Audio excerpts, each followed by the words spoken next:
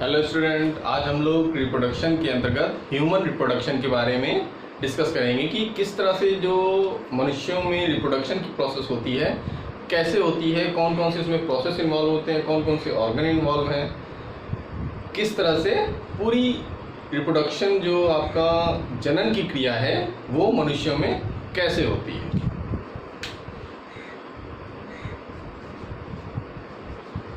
Human reproduction,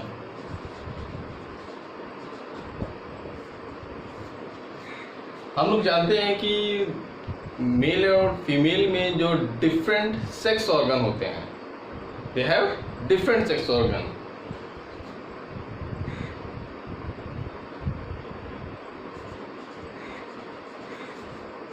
जो gonads होते हैं, जो जनन भाग होते हैं रिप्रोडक्शन के लिए, वो मेल में जो होते हैं, male reproductive part,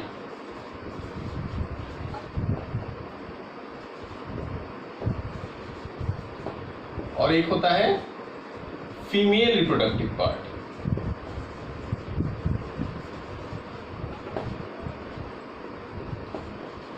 female reproductive part हम लोग जब लास्ट वीडियोस में डिस्कस कर रहे थे हार्मोन्स के बारे में, तो वहाँ पे आया था आपका सेक्स हार्मोन, जो गोनेट से, जो जनन भाग से निकलते हैं, उसमें मेल भी थे और फीमेल सेक्स हार्मोन भी थे।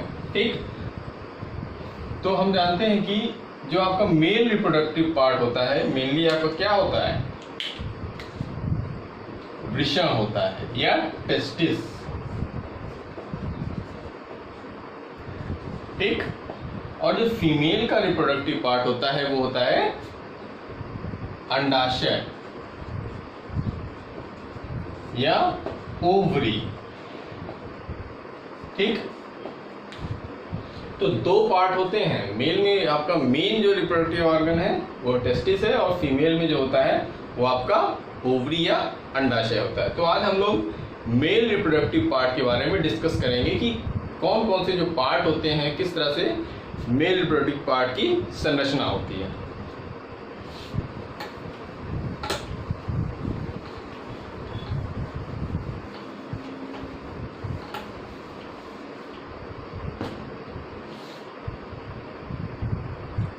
नर जनन अंग।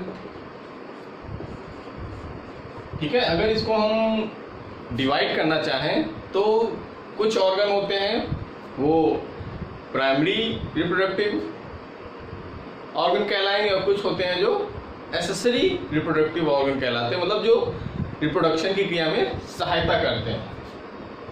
तो अगर हम इसको डिवाइड करें, प्राथमिक या प्राइमरी रिप्रोडक्टिव ऑर्गन, या इसको हम मेन ऑर्गन भी कह सकते हैं, और एक होता है एसेसरी या सहायक अंग।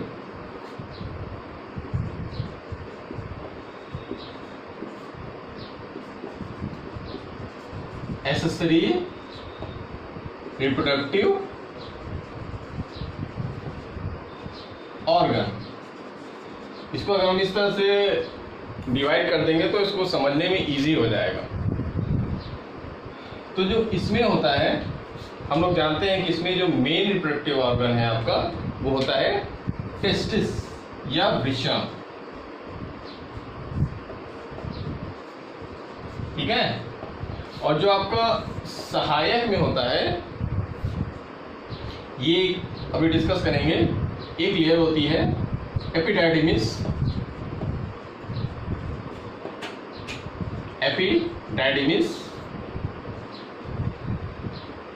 then there is a different type of gland present in the male reproductive organ. First, it is a prostate gland.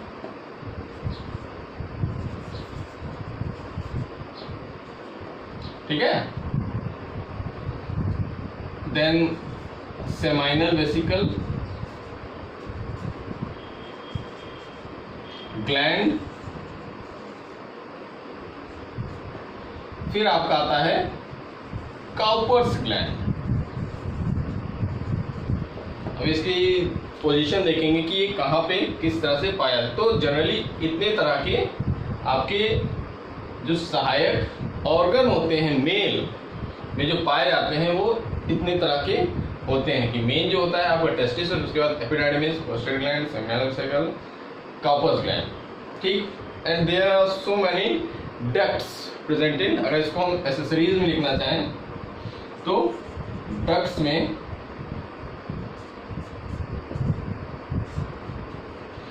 आपका एक हो गया वेज डिफरेंस,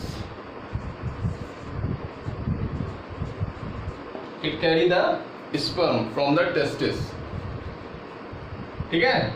तो ये आपका हो गया सहायक नर भाग या नर अंग, ठीक। जो आपका प्रोस्टेट ग्लैंड होती है वो जो मूत्राशय होता है, यूरिनरी ब्लैडर होता है, उसके बैक साइड में पाया जाता है। तो ये होती है सिंगल होती है, सिंगल एंड लार्ज, ठीक। और जो सेमाइनल वेसिकल होती है ये आपकी वन पेयर होती है, वन पेयर ग्लैंड, और ये भी आपकी वन पेयर स्मॉल ग्लैंड होती है।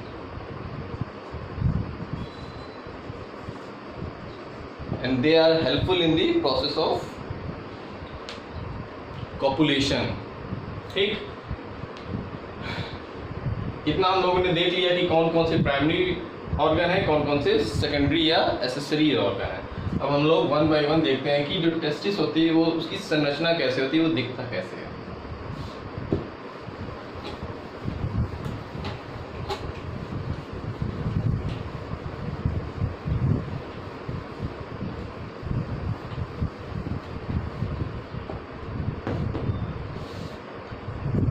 वृषण या टेस्टिस, ठीक। इसके बारे में जान लेते हैं कि क्या है। इट साइजेस, इसका आकार लगभग 4 to 5 सेंटीमीटर लॉन्ग होता है और ये अंडाकार होता है, सर्कुलर या ओवल, ठीक है, अंडे की आकृति का होता है। और ये जो होता है शरीर के बाहर पाया जाता है। It present in the outside of the body, that's why it is called as extra abdominal in position. Extra abdominal in position. What is meaning of extra abdominal? It present outside the body, and it connect with the abdominal cavity, ठीक है। उदर गुहा से ये जुड़ा रहता है।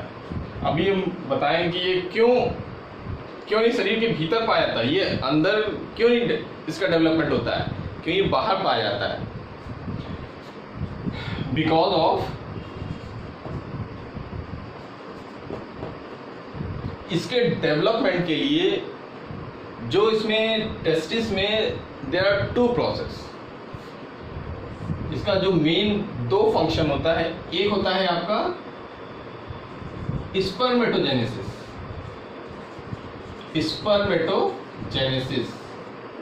या sperm का निर्माण। कैसे स्पर्म या वीर्य का निर्माण होता है, स्पर्म जो होता है शुक्राणु का कैसे निर्माण होता है, शुक्राणु निर्माण, ठीक। और एक और इसका कार्य होता है secretion of male hormone, that is testosterone. secretion of male hormone testosterone. ठीक,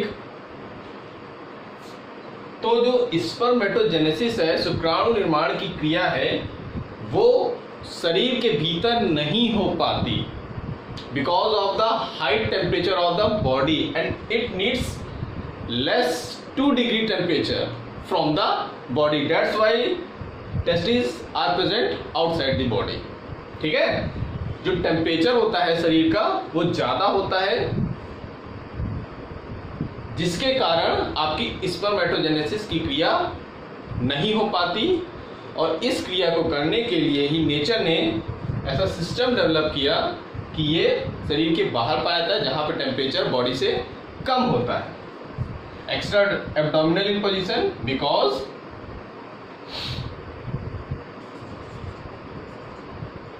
लेस टेम्परेचर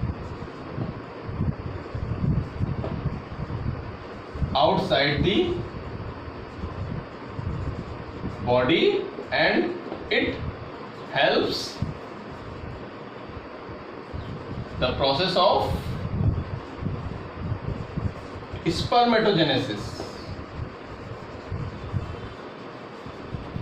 ठीक है, ये इसका रीजन होता है। मान लीजिए कभी आपसे किसी ने पूछ लिया कि जो आपका टेस्टिस होता है वो बाहर क्यों होता है, एक्स्ट्रा एब्डोमिनल क्यों होता है, तो because of the high temperature inside the body it prevents the process of spermatogenesis. जब बाहर होगा तो जो टेम्परेचर हो वो कम होता है, जिसके कारण शुक्राणु निर्माण की क्रिया संभव हो पाती है। ठीक है, तो इस तरह से जो टेस्टिस है उसके 2 कार्य होते हैं, एक होता है स्पर्मेटोजेनेसिस और एक होता है मेल हार्मोन का सिक्रीशन, उसका स्राव करना, टेस्टोस्टेरोन। ठीक, for the development of secondary sexual characters. तो इतना हो गया। इसकी स्ट्रक्चर देख लेते हैं।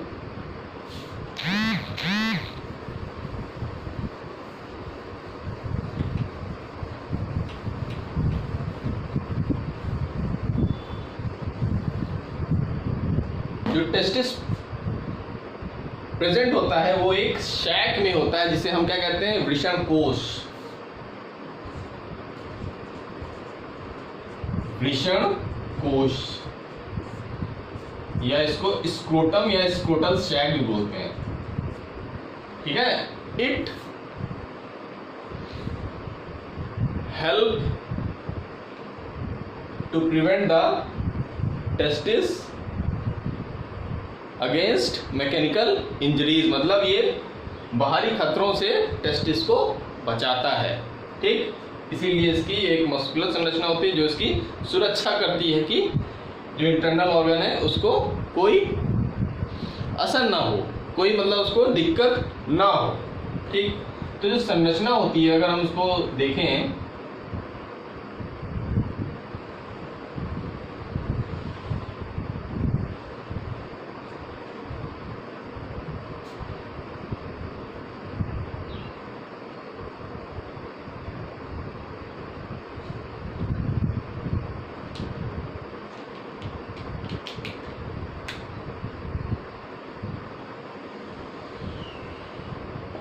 ये आपका क्या हो गया, ये आपका स्क्रोटम हो गया। देयर 1 पेयर टेस्टिस प्रेजेंट, हम एक ड्रॉ कर रहे हैं ताकि आपको क्लियर हो जाए। ठीक है, 1 पेयर ऑफ टेस्टिस। तो इसमें आगे क्या होता है, इसमें एक, अगर इसको हम थोड़ा और एलिप्टिकल बना दें, ठीक, एक यहां पे संरचना पाई जाती है,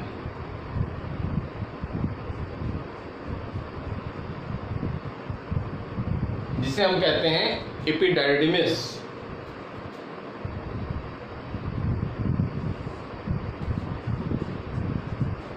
एपिडाइडिमिस, ठीक है, और ये आपका स्क्रोटम हो गया। इस एपिडाइडिमिस से एक नलिका निकलती है,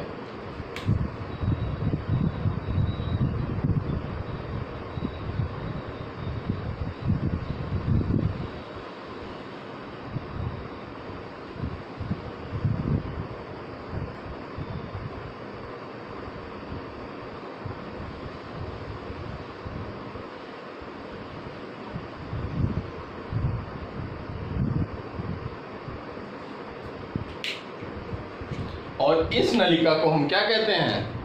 वैस डिफरेंस।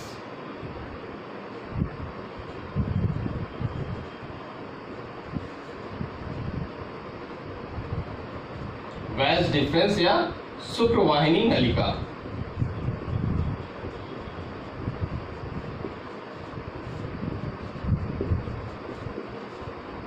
ठीक, शुक्रवाहिनी नलिका ये क्या करती है? जो स्पर्मेटोजेनेसिस होती है, स्पर्म्स को ले जाने का कार्य करती है, जो इसके शुक्राणु है उसको ले जाने का कार्य करती है।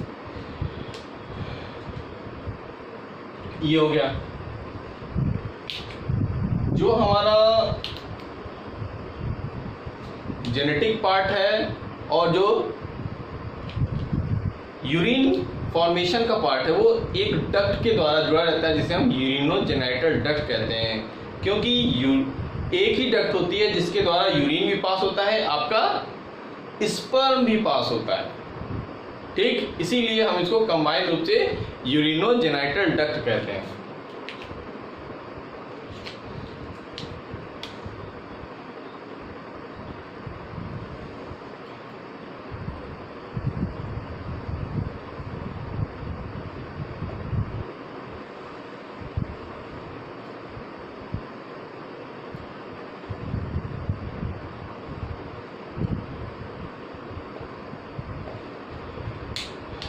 ये आपका हो गया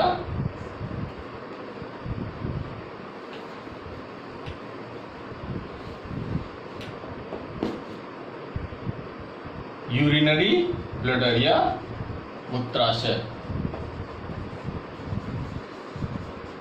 ठीक, हमने क्या बताया था? ये जो आपकी वैस डिफरेंस है वो इस यूरेथ्रा से जुड़ जाती है।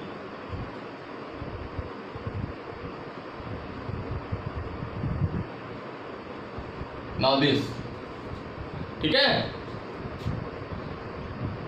इस साइड में भी इस तरह से इसका अरेंजमेंट होगा। ये इससे कनेक्ट हो जाती है, तो जो स्पर्म फॉर्मेशन यहां से स्टार्ट होता है तो वो आपका जो मूत्र मार्ग है उसके थ्रू ही ये फीमेल रिप्रोडक्टिव पार्ट में पहुंचाया जाता है, थ्रू द पेनिस। ठीक, इतना क्लियर हुआ कि किस तरह से इसमें, क्योंकि ये समझना जरूरी है, क्योंकि इसमें थोड़ा ये टिपिकल है। अगर ये क्लियर नहीं हुआ कि what is urinogenital duct and why we call it's urinogenital, because it carry both function. ठीक है, it has urine as well as sperm. This duct is called as urinogenital duct. Am I clear? तो ये आपका यहां तक हो गया। ठीक, फिर हम अभी डिस्कस कर रहे थे कुछ ग्लैंड्स होती है। कौन कौन सी? Seminal vesicle, prostate and what? Cowper's gland.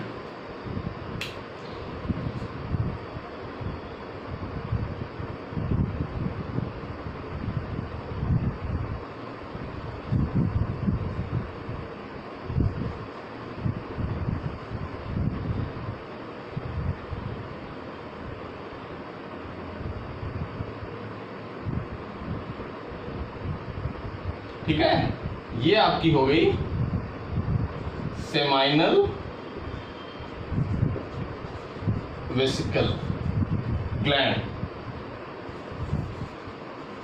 ठीक, ये आपकी पेयर में पाई जाती है, वी हैव डिस्कस अर्लियर। फिर एक और ग्लैंड पाई जाती है यहाँ पे, ये बैक साइड, ये आपका फ्रंट साइड है, ये इसके बैक साइड में। इसको अगर आप लोग क्लियर करने के लिए इसको ड्रॉ कर दें। ठीक,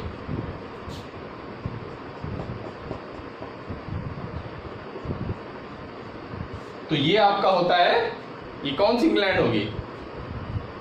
इट इज अ प्रोस्टेट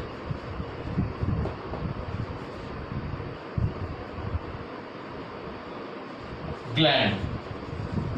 ठीक है, ये प्रोस्टेट ग्लैंड होती है। जो सिंगल होती है एंड लार्ज होती है। ठीक है, ये पेयर में होगी लेकिन ये केवल सिंगल होगी।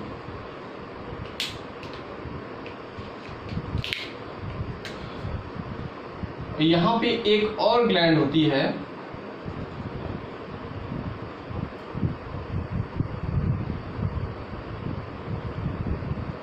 जिसे हम क्या कहते हैं, Cowper's gland.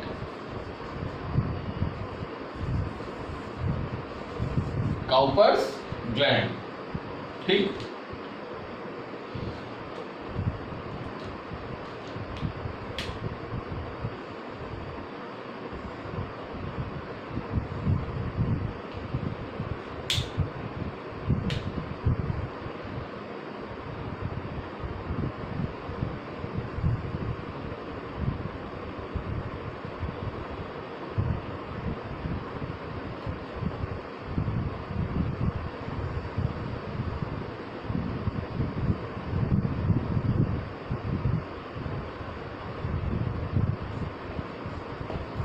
Now this is the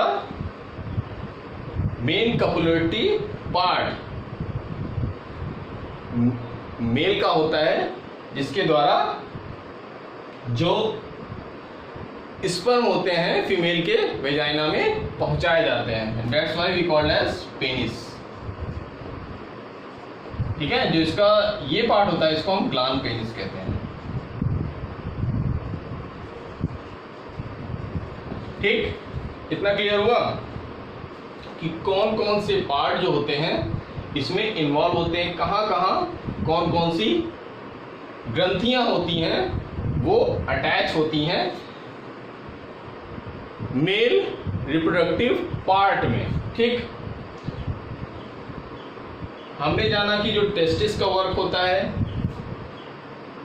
एक होता है क्या, spermatogenesis, and second is the secretion of male hormone. ठीक, जो टेस्टिस होता है वो पैचेस में डिवाइड होता है। ठीक है, और इन पैचेस में कॉइल्ड संरचना पाई जाती है, कॉइल्ड ट्यूब पाई जाती है, जिसे हम कहते हैं, क्या कहते हैं, सेमिनिफेरस टिब्यूल।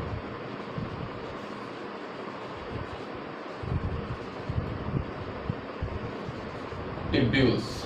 ठीक, ये सेमिनिफेरस टिब्यूल्स क्या करती है, स्पर्म का फॉर्मेशन करती है under the process of spermatogenesis. ठीक, जो इस कंडीशन में आपका स्पर्म होता है वो इनएक्टिव स्टेज में होता है। फिर धीरे धीरे यहां से जब स्पर्म होता है एपिडाइडमिस में जाता है तो ये मैच्योरिटी प्राप्त करता है, फिजियोलॉजिकल मैच्योरिटी प्राप्त करता है। फिर धीरे धीरे ये मूव करके ये यूरेथ्रा वाले पार्ट में आता है, और जो मेल गैमेट होते हैं या जो स्पर्म होते हैं वो ट्रांसफर कर दिए जाते हैं फीमेल के वेजाइनल पार्ट में, फीमेल रिप्रोडक्टिव पार्ट में। तो इस तरह से आपका जो जो मेल रिप्रोडक्टिव पार्ट ऑर्गेनाइज होता है। ठीक है, यहाँ पे जो डिफरेंट ग्लैंड्स होती हैं उनका अलग अलग फंक्शन होता है। ठीक, कुछ ग्लैंड्स नरिशमेंट प्रदान करती हैं, किसको, स्पर्म को। ठीक, मेन इसमें जो ग्लैंड होती हैं, प्रोस्टेट ग्लैंड होती है, इसका जो काम होता है न्यूट्रिशन प्रदान करना।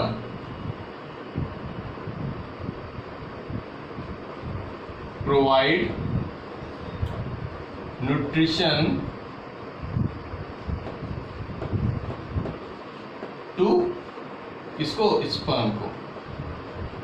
ठीक, for the survival main function यही होता है। और एक और इसका फंक्शन होता है कि ये क्या करती है,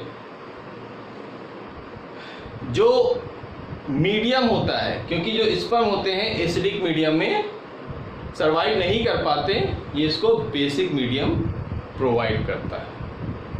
ठीक, clear? It provide basic medium because they have bicarbonate ions. हम इसको यहां पे मेंशन कर देते हैं, प्रोस्टेट ग्लैंड का एक होता है न्यूट्रिशन, ठीक है, plus save the sperm from acidic medium.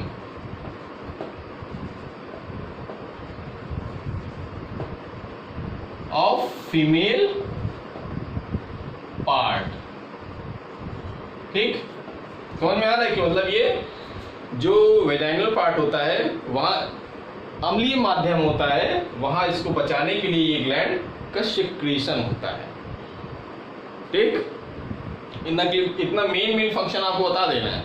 Exam में अगर आता है कि what is the function of related gland with the male reproductive part, first of all we explain there are 3 type of glands and their function, main function, ठीक है, वो कहाँ पे अटैच होती है ये भी अगर आप एक्सप्लेन कर देंगे ज़्यादा बेटर होगा। तो इस तरह से हमने देखा कि जो प्रोस्टेट ग्लैंड है उसका ये फंक्शन हो गया। ठीक, जो आपका सेमाइनल वेसाइकल ग्लैंड होती है इस सिक्रेट प्रोस्टाग्लैंडिन्स।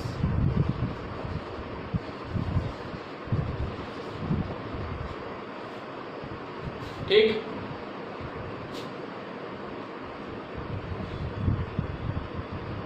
जो आपका प्रोस्टाग्लैंडिन होता है ये हेल्पफुल होता है for the copulation. There are some secretion secrete with the seminal vesicle gland. ठीक है, एग्जाम में कभी आ जाता है कि प्रोस्टाग्लैंडिन किस ग्रंथि से निकलता है, तो वो सेमाइनल वेसिकल ग्लैंड है। ठीक है, फिर आपका आ गया कॉपर्स ग्लैंड। ये क्या करता है, ये जो होता है करता है ये आपका लुब्रिकेंट का कार्य करता है एक तरह, और म्यूकस का सिक्रीशन करता है, श्लेष्म स्रावित करती है।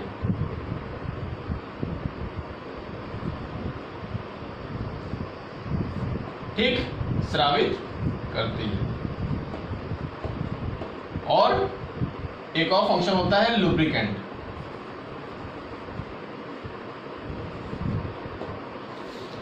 उसको तरलता प्रदान करता है for the process of for the complete process of copulation. ठीक, तो इस तरह से डिफरेंट आपकी ग्लैंड्स हो गई, डिफरेंट जो स्ट्रक्चर होते हैं जो अटैच होते हैं उसको हम लोगों ने समझ लिया।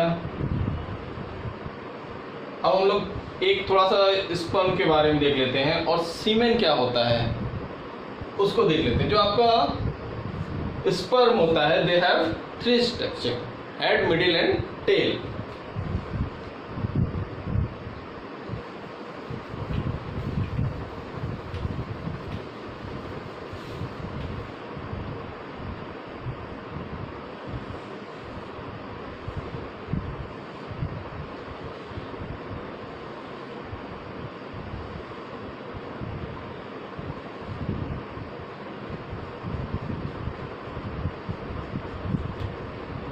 ठीक है,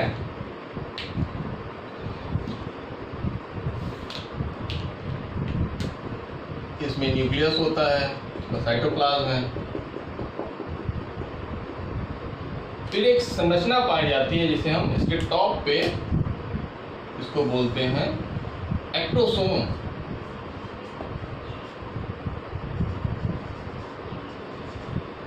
एक्टोसोम, ये जो एक्टोसोम की कैप होती है वो जो स्पर्म फीमेल ट्रैक्ट में पहुंचता है तो उसकी रक्षा करती है for the more chance to fertilise the egg cells, मतलब जो एक्टोसोम होता है इसमें एक सेंट्रोसोम पाया जाता है, वो अंड कोशिका को रप्चर करने का कार्य करता है, because they have different type of enzyme present. ठीक है, मतलब ये it's helping rupturing the egg cells, wall of egg cell, तभी तो वो आपका स्पर्म उसके इंटर करेगा, तभी तो फ्यूजन होगा, ऐसे तो फ्यूजन नहीं होगा।